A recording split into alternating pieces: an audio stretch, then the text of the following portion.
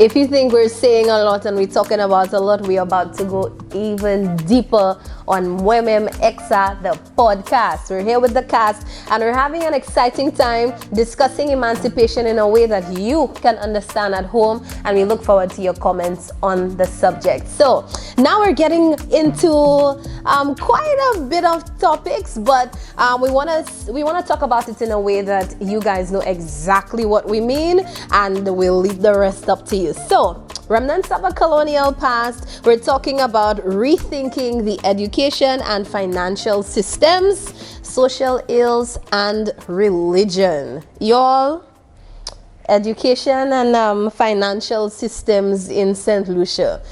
I feel like especially the public school system, we spoke about it earlier on in terms of the restrictions that young people have going into school and all these things. But what about opportunities?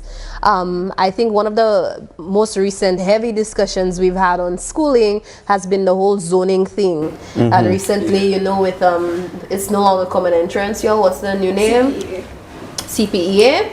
That's marvel. Getting into that and going into all these schools. Do you think we're emancipated from the whole thinking that your success is dependent on the school you attend? And do you think our schools are at the point where everybody is given an equal level of education? No.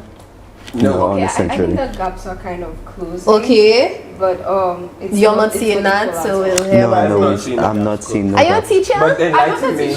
Because no, I find you a little pro government, but okay. She's pro-government. But public service and not government, boy. For flamboyance. Okay, so I attended the St. Joseph's Convent, and so in the past you would think that, you know, SJC and SMC have like a monopoly of success. They said clearly, yeah, we're not missing the power JT in the corner there. We're not missing it, yes. Anyway, sorry. So, but like you're seeing different students from different, you know, quarters coming in and, you know, holding their reins and, you know, dominating in our society. And what school did you come from? Vibote. Okay, so that's. Hold on, she ready to get on. No, but I'm saying that is. Gio, give them space, Gio. That is evidence of the fact that the gap is kind of closing in. Maybe back in the day it would have been just SJC and SMC sitting here, right? Ooh. Well, actually, okay. Due to the fact that it's not where you went to school, it's who you are. That is the identity. I went to Vibote Secondary School, and I'm sitting here having a discussion not because of this closing gap, but because I decided to push myself to get into every nook and cranny of opportunity that there is. When I became the president of that institution, I later became president of the National Students Council, not because of gaps closing, it's because of who I am and what I want to pursue. That the fact that I understood that it doesn't matter what school you went to, it's who you are as an individual. So Joshua, I was just about to say that's your experience. You had that experience. Yeah. There are some people who went to certain schools and they literally, as soon as they entered, they felt like they were not enough because that is what society was teaching. Yeah, that's true. Vibote was known as empty bottles. I guess Joshua's. You said it's not me. But it was that's what they were known for. Joshua's fighting the Europeans in Texas when Joshua come on there. What's that compared to what made that to go through? You're making this like a naval shit. Take down government. But like, it's just the perception of like, it doesn't matter what the school goes, but it's just the person, you as an individual. Joshua, cry me a river. I say that all the time. I say this all the time. What he's saying is the positive word that we give to a child who did not pass for the top 3 schools. We say it all the time. No, but for true, it's what you say. It's not where you go. It's you know how you apply yourself. But then what do the kids see in real life though? How does that turn out in real life? Do they get the same level of enthusiasm towards their education, the same energy towards them in the schools when they go outside of the pep talks? Just now, Eddison. At the end of the day, the teachers in SMC is not like this super interested. That's what I've heard as too. if they really. That's true. So let's see how much that Just literally writing a couple numbers on the board and walking out of the class. It's me that go in the textbook and teach myself accounts. And okay, because we magically have the best teachers. It's just that sometimes the people who are there, they actually are the ones who want to force themselves. But that's because that's the technically what they refer to as the cream of the crop. You know, those who did the best, you're gonna put them there. So the expectations that the teachers would have would be kind of less. They're like, well, we don't have to do much. But not necessarily. I think the other reason why they're not enthusiastic to teach them, because I've actually heard that from one of the students. The students are menaces. I'm sorry. I am sorry. I don't actually mean that. But in fact, what's your opinion? How do you all treat your teachers at this? 1 second, 1 second to my past teachers. I would just like to remove myself from the rest of the panel because Mwen Menm Ek Sa, not in it. Okay? Continue. I would say that being in Granavere Primary and Granavere, where it is next to them, but you're looking down on me a little bit. I find them teachers were really invested in my education. Exactly, and that's the thing. I actually went to Sir Ira, and a teacher, like you could see she put endless notes for math, like words on the board explaining every single formula, everything. They actually try their hardest with these students. So they put their hearts and souls into it. You're aware of the new process that's there now. It's no longer the common entrance examination. So what exactly is the new process? Is it less? It's very tedious. So they have to. They do constant assessments, and they also have an exam. Towards the end, it's like how many SDAs and which for me is what we need to move into a little bit more of like continuous assessment. The notion of this one final examination to just determine where you go and to determine your entire high school, secondary school experience. That is wasn't that what was allowed education? The quote-unquote American school to be perceived as easier. Like at one point, I remember in the beginning, like real empirical discussions, even probably grade 3, and the type of work that's being unfolded. Perhaps you hear now that in the US, it's just continuous assessment, and basically it's allowing people who would have perhaps fallen through the cracks to be included, to be part of the grading structure, to catch them in the process and let their progress be shown. But the only downside to that, though, is that a bad? No, he was saying there is kind of a downside to that because this isn't like a bias, but I've heard from people that no, the disclaimer, it's about to be a bias, but it's not a bias. Okay, I've heard from people like where this is at. Okay, for example, there are people who never do homework. I personally never did homework because I don't really care for homework. But there are people who never had the time to do homework because they had to help their mother to raise, 10 other siblings. So when you're doing continuous assessment, yes, they prescribe that it must be done at school. We know that teachers do not do the continuous assessment at school. They send them home to do a little something and come back with it the next day. Maybe you tweak it and go back home with it. What if they don't have time for them to do the assignments and submit them on time?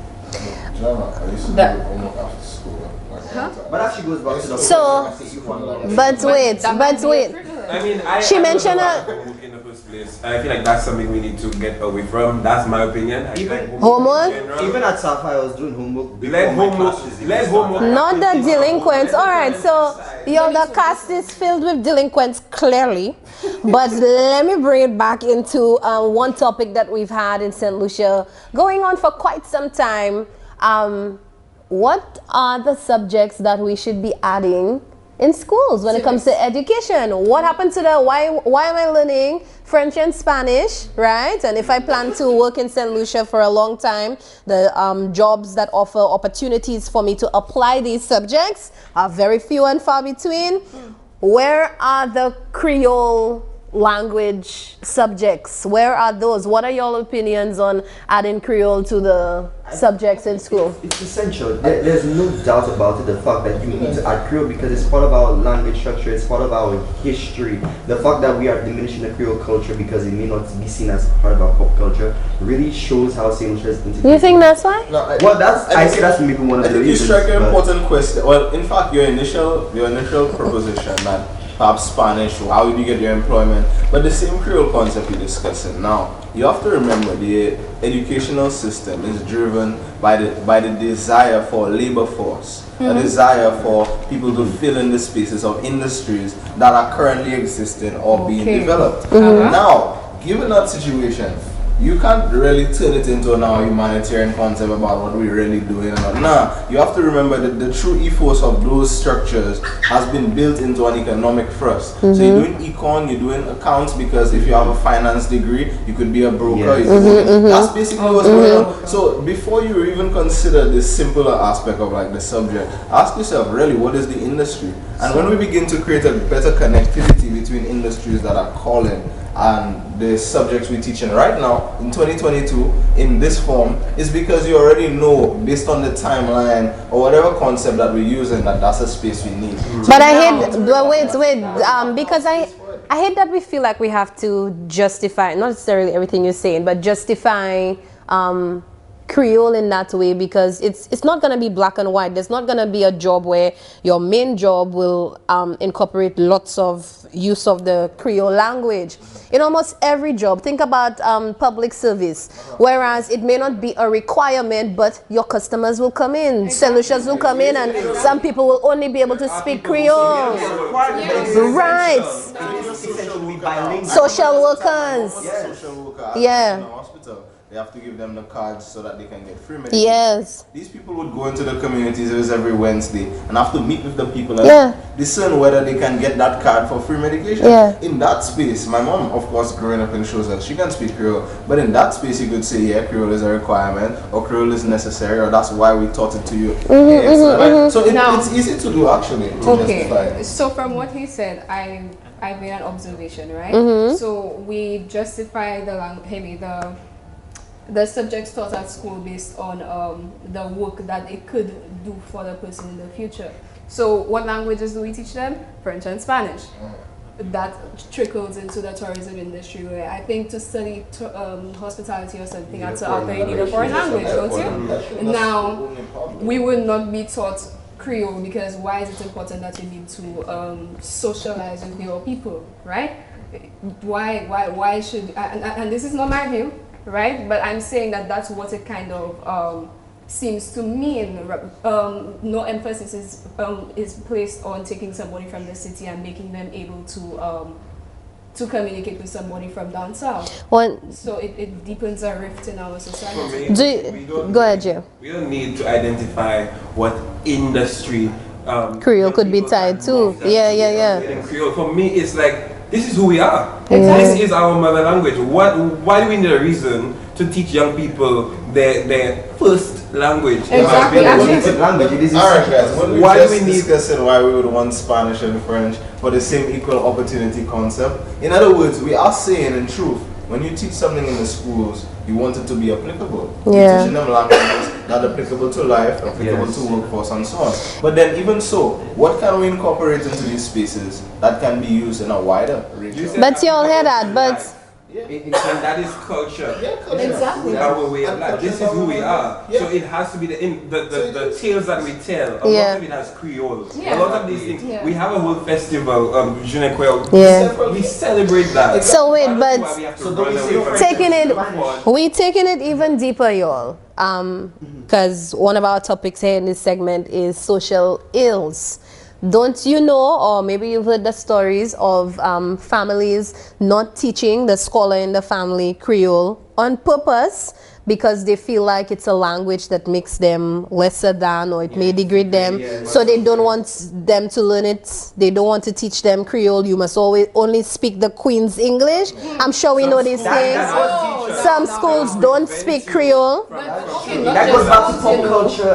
Now here, it's not just schools, but what about the financial institutions? When you have to come there with 50,000 different forms to start a business, and my strongest language is Creole, what I do with that?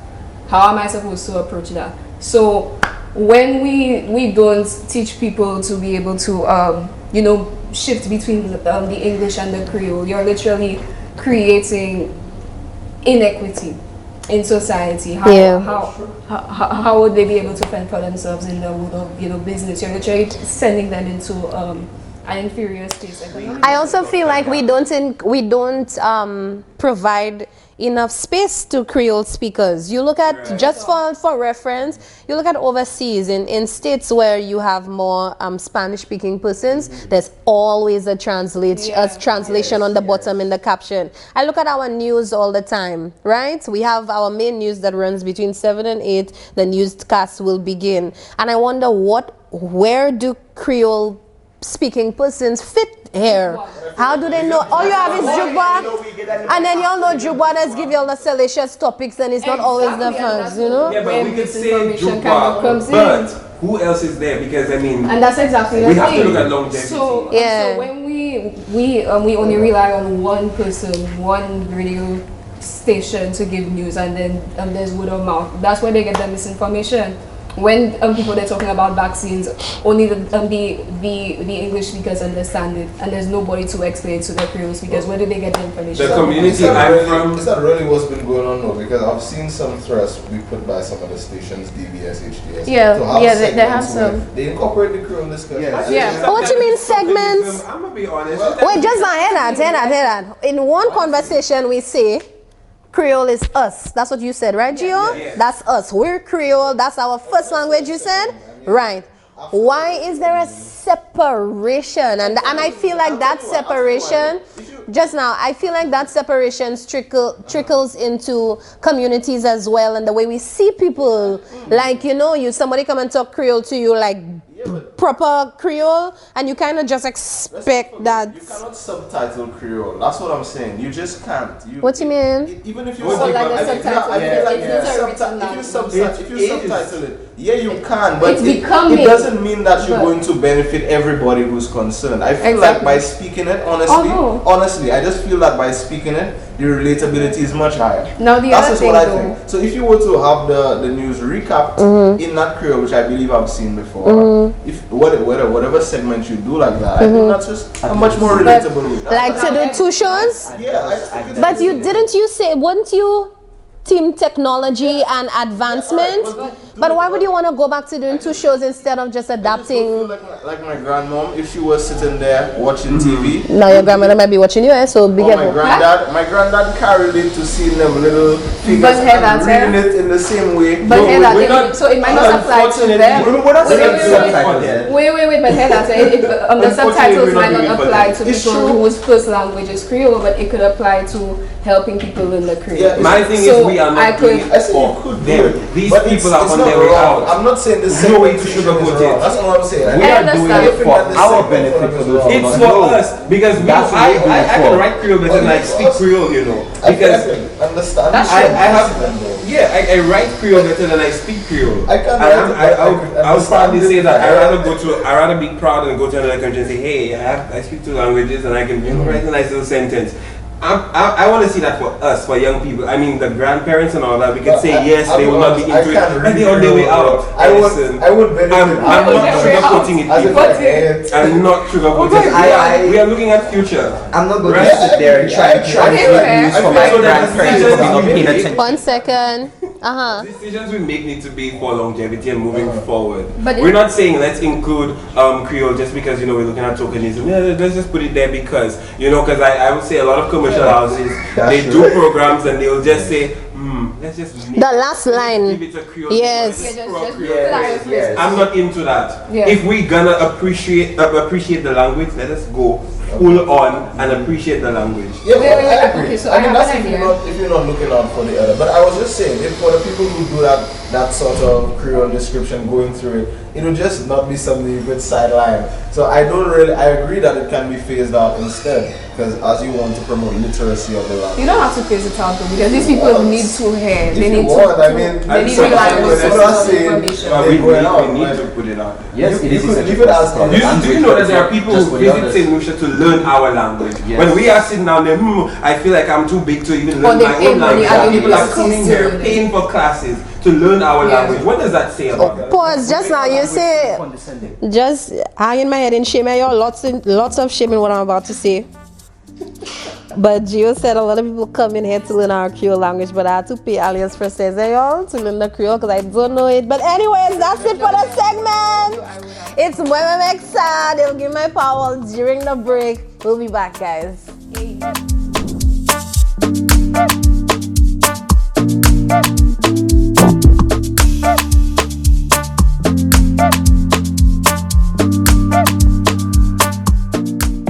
Make some noise, sonny man. T Blacks, Mama, Ting Ting. Mwen so ka kriye Mama Ting Ting. Ça va oui. Si c'est un homme là-bas, bien là, à fouetter d'eau. Happy bow of gun, pour faire homme là-bas. Femme au pamele, l'aïe qu'a parlé. Happy qui t'est dit, on est guanam, maïe. Yo pe kuyo jamais, yo pe kuyo wavet, kuyo mama ting ting, ou samson kajwen, vaina musa tua kupi, vaina musa lekadame. Vaino musa lady, I lady.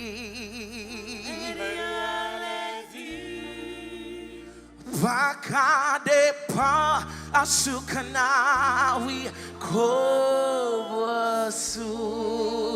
Control center.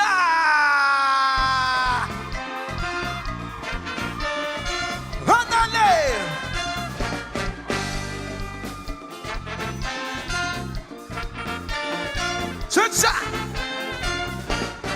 Si c'est un homme là-bas, bien là, fouidido.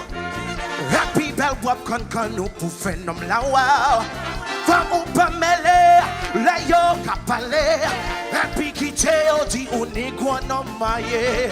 Yo peku yo chomet, yo peku yo avet.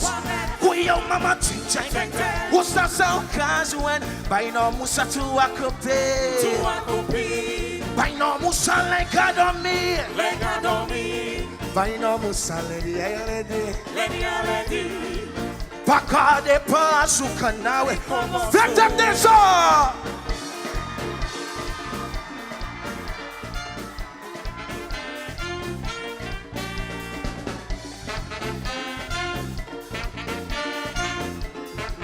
Cha-cha. Si fi ou jen me a souffle chaud di Mali. Pa ou ki di gwan nom vle yo bel fam kouli. Sel sa yo pop, se kou yo mal pop. Sou kwe da we mutwe yo ou pa nepot. Yo pe kou yo chame, yo pe kou yo wabet. Kou yo mama chiche. Ou sa kajwen, bay no musa tu akupi. Bay no musa lekadome. Bay no musa lady, lady. Paka de pa sukanawe. Onale!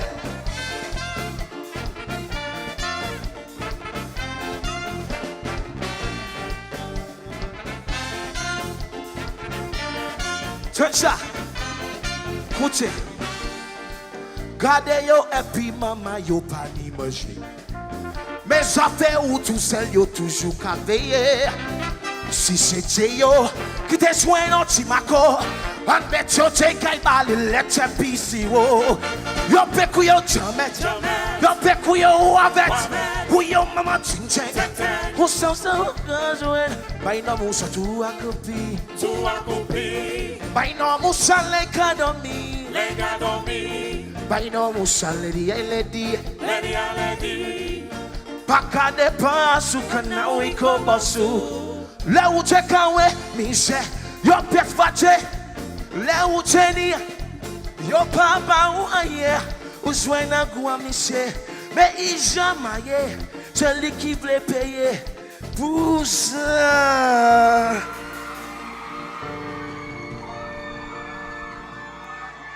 Yo pekuye jamet. Yo pekuye wavet.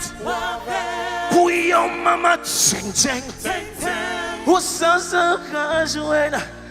Baino musa tuakupi. Baino musa legadomi. Baino musa lady I lady. Baka de pa asukanawi kobasu. Honale.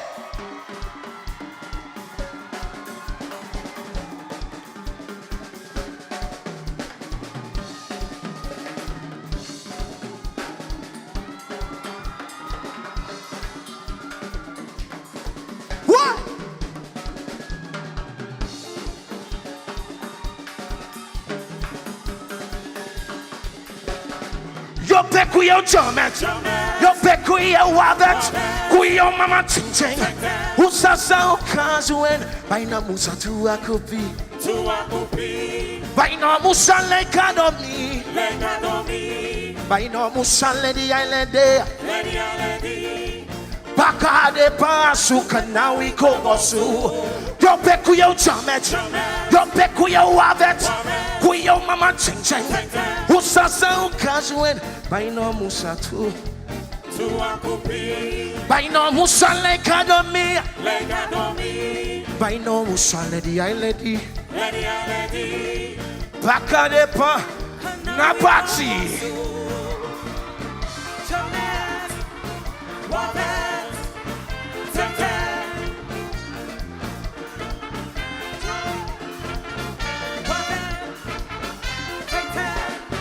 Chacha.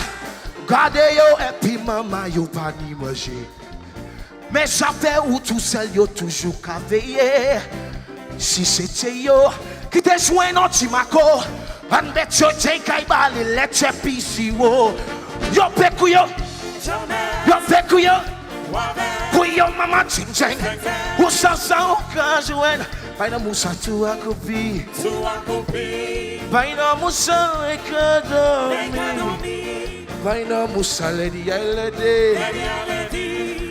Baka de pasuka. Thank you.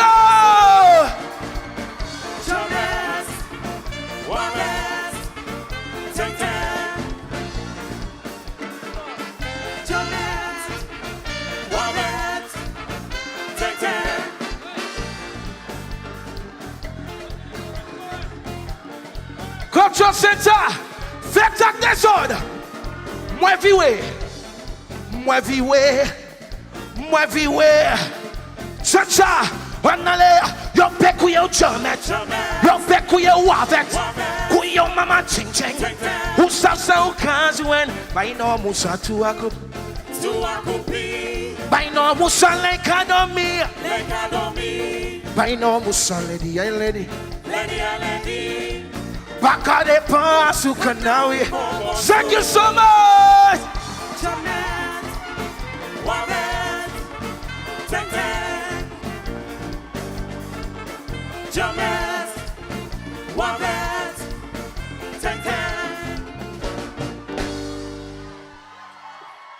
Make some noise for the man T-Block.